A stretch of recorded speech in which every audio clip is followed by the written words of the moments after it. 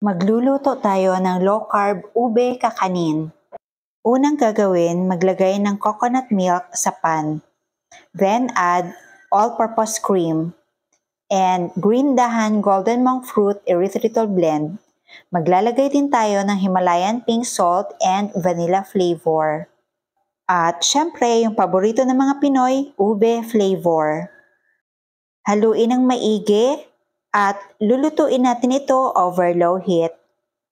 Ang list of ingredients ay ilalagay ko sa last part ng video na ito. If you love this recipe, please like and share and follow me for more low-carb recipes and health tips. At dahan-dahan ihalo yung mga dry ingredients. Dalawa lamang po ang laman nito, coconut flour and psyllium husk.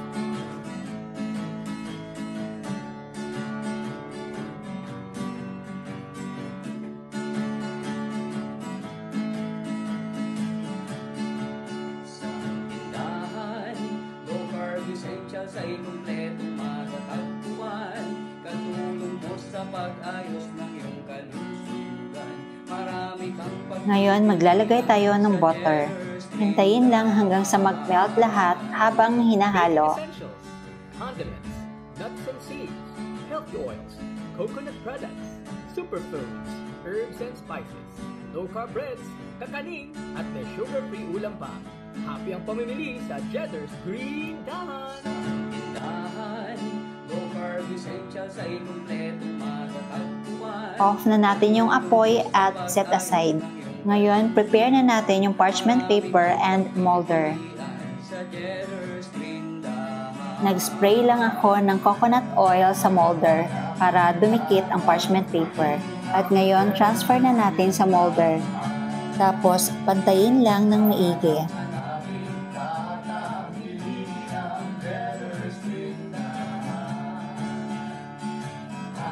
At chill natin ito for about 2 hours.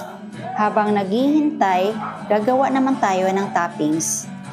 Gumamit lang ako ng all-purpose cream. Lulutuin natin ito over low heat.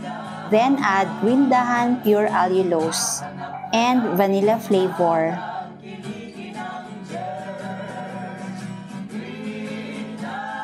Then add egg yolks. At haluin ng maigi. Kailangan ma-achieve natin ang creamy and thick consistency.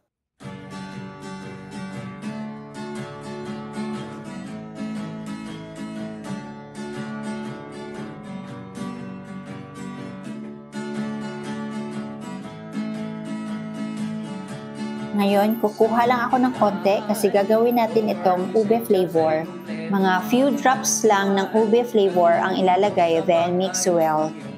At set aside muna natin ito. Ngayon, ilipat na natin yung egg mixture sa molder. Pantayin lang ng maigi, then set aside. Ngayon, transfer yung ube flavor sa piping bag. Ito po ay optional lamang. Kaya pwede nyo po itong gawin or pwede din hindi. So, depende na lang po sa art at diskarte nyo.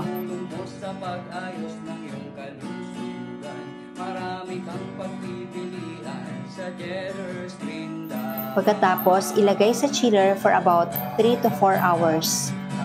At ito na ang ating low-carb kakanin.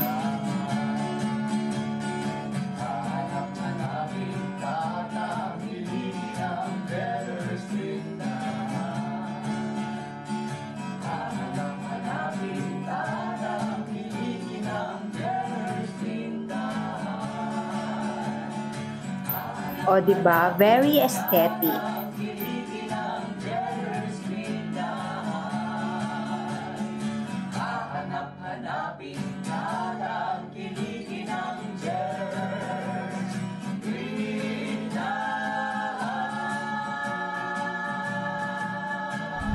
Tikman natin.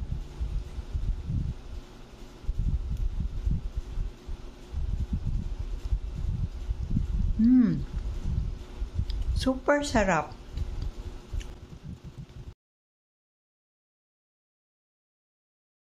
Hindi nakakauma yung ube kasi yung toppings natin iba yung flavor. O, di ba? Ang sarap. Mm.